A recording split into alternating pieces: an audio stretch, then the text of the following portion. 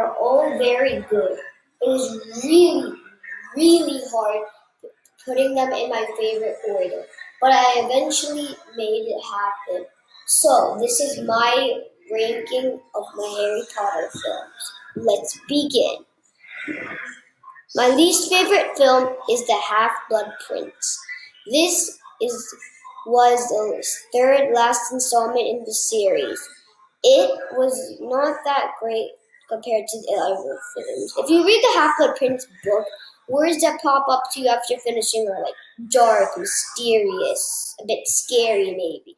But when you finish the Half-Blood Prince film, it's like romantic or funny. It focused a lot on romance in the film, which wasn't even that big of a deal in the book. Also, there's not that much comedy in the book. So when people remember the book, they think about darkness, but when people remember the film, it's funny. My second least favorite film is The Goblet of Fire. The Goblet of Fire wasn't bad, but it wasn't great. And a lot of it has to do with the director, Mike Moon. This was his only installment in this series. He cut out a lot of mysteries in the book, from the book. In the book, during the second task, Harry is given Gillyweed by Dobby. But they cut Dobby out and instead placed it with Neville. I like this because it transitions Neville's character from a scaredy dork from a good brave person. But New cut out a lot of other good things about the book though, like the Quidditch World Cup. There are actually 7 mysteries in the whole Goblet of Fire book. But out of the 7, Mike New only left in 1. Who put Harry's name in the Goblet of Fire? Also, a problem is that Polyjuice Potion with Barty Crouch Jr. disguising himself as Mad Eyes. He has Mad Eye's voice, but when in the Chamber of Secrets in the Deathly Hallows, they both have Polyjuice Potion in them. Ron, Harry, and Hermione don't keep their voices. In the Goblet of Fire book, Muggle technology won't work at Hogwarts. But then they put in Mad Eyes from Mad Eye's perspective. Even worse, they put it that you hear like the zooming noise, which doesn't add up to the book. That's one of the problems I have. However, the second task was excellent. That's like some of the only reasons it ranks higher than the Half-Blood Prince, which is pretty good though. My third least favorite film is The Deathly Hallows Part 1. The Deathly Hallows Part 1 is pretty boring besides 4 attacks. The Battle of 7 Potters, the ambush at the Lovegoods house, breaking into the Ministry, and the escape at Malfoy Manor.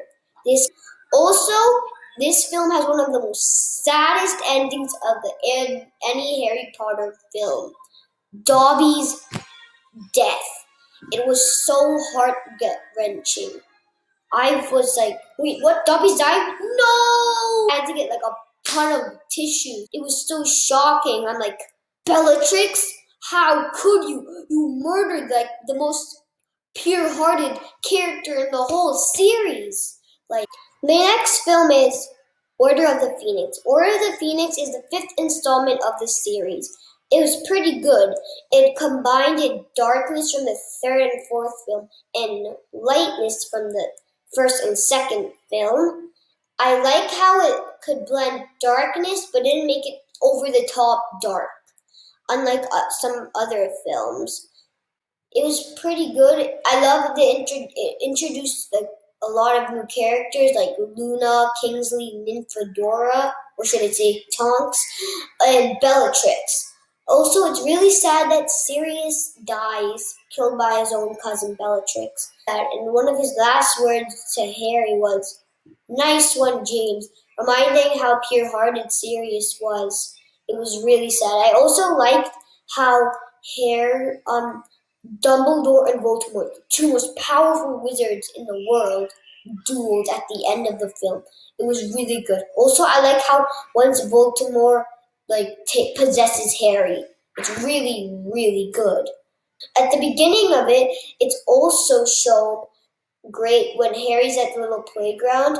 There's this kid walking to his mother that brings more depression on Harry and the audience on how he feels of never knowing his mother, which is why Order of the Phoenix is which is a great film, which is why it got the place it has. In fourth place, we have A Chamber of Secrets. It's pretty low in other Harry Potter's mind, and well, it's really underrated. It's the second installment of the series, and it's one of the most kid-friendly of the installments. I like the basilisk. I like how it shows a real image of Tom Riddle, aka Voldemort, or should I say, he who must not be named. It's pretty good. I also like how Rupert Grint, the one who acted Ron, evolved into his face expressions. I also like how they drive the Force Angela um when Harry and Ron miss the train and they go in the car, to the flying car, and I like how Harry almost died, and I like how they build it. It's scary, but it's also funny when Harry says, "I'm trying to grab onto your hand, Ron. Your hand's all sweaty." I like the final battle. I like how it introduces like parcel mouth. Parcel mouth is like a big deal here. It's pretty good. I don't get why people don't like it. Taking bronze is the Philosopher's Stone. It was really cute, kid friendly. Everyone liked it no matter age regard. Everyone was hooked onto it. It was a great first installment in the series. It was just great. I like how the characters are only 11. I like Hedwig. I love the introduction of Hagrid. I love how this film started it all. Also, the big twist at the end, everyone's like, oh, Snape is the villain of the story, trying to help Lord Voldemort. But then you realize, wait, Professor Quirrell? Professor Quirrell was the villain all along? Everyone's like, wait, what? Is this right? And then you see Voldemort attached to Quirrell, which is interesting because that makes Professor Quirrell one of the Horcruxes, which means Voldemort doesn't have 7 Horcruxes, he has 8. The Philosopher's Stone is a really good film, which is why it takes bronze. Taking silver is Prisoner of Azkaban. It was really, really hard to decide my top 3. It uses great CGI. I love the introduction of Dementors. I love the introduction about Marauders. The Marauders. It didn't include that much, but it included the Marauders map. I love the introduction of Buckbeak. Also, when Fred and George start showing you the Marauders map, when you see all the people walking in the school. But if you notice carefully, you see a name which is confusing that says Newt Scamander. Wait, shouldn't that be? Oh, that's before Harry's time. How was Newt Scamander at Hogwarts, and who would let him in? Prisoner of Azkaban is really good. I love Sirius Black's. He's the villain. He is responsible for James and Lily's death from Wade. He's innocent. And then Scabbers, a pet we've known for 3 whole movies and books, turned out to be a man who gave up Harry's parents to Voldemort. Everything is just great. There's sorts of twists, fun. It also blended darkness and comedy together, which other films struggled with. The gold medal of my most favorite film is Harry Potter and the Deathly Hallows. It's really good. It's the finale of the 10-year franchise. I love the Battle of Hogwarts. There's one problem I had, that when Tom Riddle, aka Voldemort, and Harry are flying across the Hogwarts, it's a bit sketchy and a bit hard to tell everything apart. But other than that, it was really good. And another problem I wish they kept Lupin in. I understand if they wanted to kill Peter Pettigrew, but they should have kept at least one of the Marauders, Lupin. Lupin was just so pure-hearted and a great father, a great professor. He was the only defense against the dark arts teacher worth having. That's why Deathly Hallows Part 2 got gold medal.